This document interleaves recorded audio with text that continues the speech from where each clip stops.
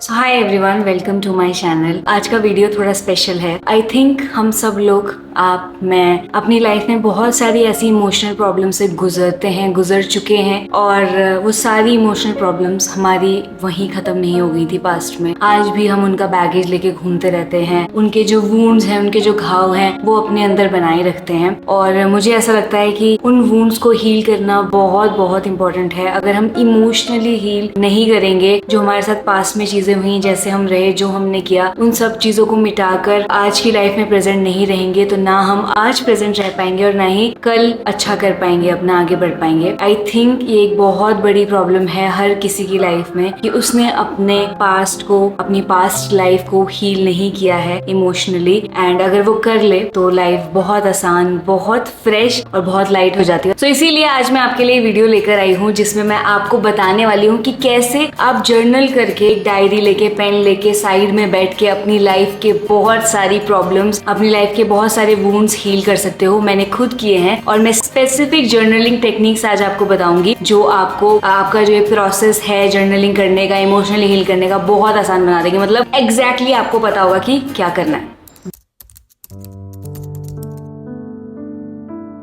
तो ये एक मेथड है जिसमें आप अपनी डायरी निकालते हो, पेन निकालते हो और जो भी आपकी लाइफ में प्रॉब्लम चल रही है, हुई थी, आपकी कोई ऐसी चीजें हैं जो आप किसी से शेयर नहीं कर पाए, करना चाहते हो, कोई एक बात है जो आपको खा रही है, जिसका गिल्ट है, जिसका मन में रिग्रेट है, वो लगातार आपको लिखते जाना है, लिखते जाना है, लिखते जाना है, लिखते जाना है, बिना सोचे समझे। जो भी आपके माइंड में आ रहा है, चल रहा है, बस एक के बाद लिखते जाना है। आपको अपने आप को जज नहीं करना, अपनी ग्रामर सही नहीं करनी है, कुछ सेंसर नहीं करना है कि ओ नो ये नहीं कहना, वो नहीं कहना। आपको फ्री फ्लोइंग तरीके से बस लिखते जाना है। इस प्रोसेस को स्ट्रीम ऑफ कॉन्शियसनेस भी बोलते हैं, यानी कि धीरे धीरे धीरे एक स्ट्रीम बन जाती है आपके लिखते लिखते लिखते लिखते, जो आपके प्रेजेंट माइंड में सरफेस से नहीं, बहुत डीप से आ रही होती है। और उसको जब आप करते हो उस प्रोसेस को, तो आपको पता लगता है कि ओ माय गॉड, बहुत सारी चीजें अंदर दबी हुई हैं जिनका निकलना बहुत जरूरी है। तो मैं ये वाली टेक्निक जो है अक्सर करती हूँ जब भी मेरा माइंड कुछ टेंशन होती है, स्ट्रेस हो रहा होता है, मूड अच्छा नहीं होता, इमोशनली इरिटेटेड फील करती हूँ, तो मैं बस अपनी डायरी निकालती हूँ, पेन निकालती हूँ और लिखना स्टार्ट कर देती हूँ कि मुझे क्या फील हो रहा है, क्यों फील हो रहा है, मुझे क्या लगता है, मुझे क्या नहीं लगता है। और अगर मैं किसी इंसान से भी दुखी हूँ, किसी पर्सन को लेकर परेशान हूँ, तो भी मैं सब कुछ लिखती रहती हूँ कि मुझे अच्छा नहीं लगा, ये अच्छा नहीं लगा। इवन अगर मुझे किसी के प्रति बहुत बैड फील हो रहा है, मुझे उसको सुनाना है और मैं सुना नहीं सकती, तो मैं डायरी में सुना लेती हूँ, क्योंकि मुझे ऐसा लगता है कि जो अंदर भरा हुआ है वो बाहर निकालना बहुत जरूरी है। जब आपके अंदर चीजें भरती जाती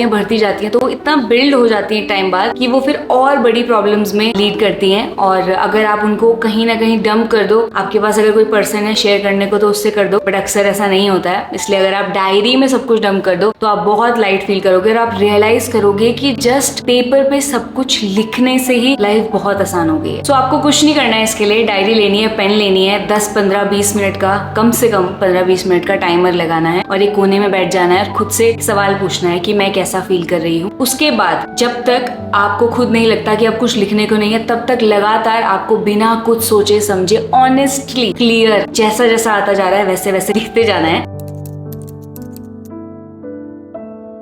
सो कई बार जब हम डायरी लेके बैठ जाते हैं, हमें समझ ही नहीं आता क्या लिखना है। अगर आपके मन में जो भी चल रहा है वो आपने डंप भी कर दिया, उसके बाद भी बहुत सारी चीजें हैं। तो पर्सनली मैंने ऐसे देखा है कि खुद से डायरेक्ट स्पेसिफिक क्वेश्चंस पूछना बहुत हेल्प करता है, क्योंकि जब हम कुछ भी लिखते रहते हैं तो शायद हम कहीं डिस्ट्रैक्ट हो जाते हैं, कोई बात करने लग जाते हैं, फिर कोई बात करने लग जाते हैं। पर जब हम अपने आप से एक स्पेसिफिक क्वेश्चन पूछते हैं तो हमारा जो आंसर होता है वो भी स्पेसिफिक होता है और हम फोकस्ड रहते हैं एक टॉपिक पे। मैंने तो इस तरह के क्वेश्चंस लिख के और खुद से आंसर करके ये देखा है कि बहुत सारी चीजें जो मुझे लगता है कि यार इसका क्या सोल्यूशन होगा, उसका क्या सोल्यूशन होगा, धीरे धीरे पता लगता है कि मुझे पता है ऑलरेडी सोल्यूशन क्या है और ये मुझे करना है। सो बहुत सारे ऐसे प्रॉम्प्ट्स हैं जो आपको इमोशनली हील करने में हेल्प कर सकते हैं। मैं वो सारे प्रॉम्प्ट्स डिस्क्रिप्शन में दे दूंगी आपको, सारे क्वेश्चंस, आपको बस उनका आंसर करना है। मैं आपको कुछ एग्जांपल्स दे देती हूँ प्रॉम्प्ट्स के। Describe an experience that you want to release today. Is there anyone you need to forgive today?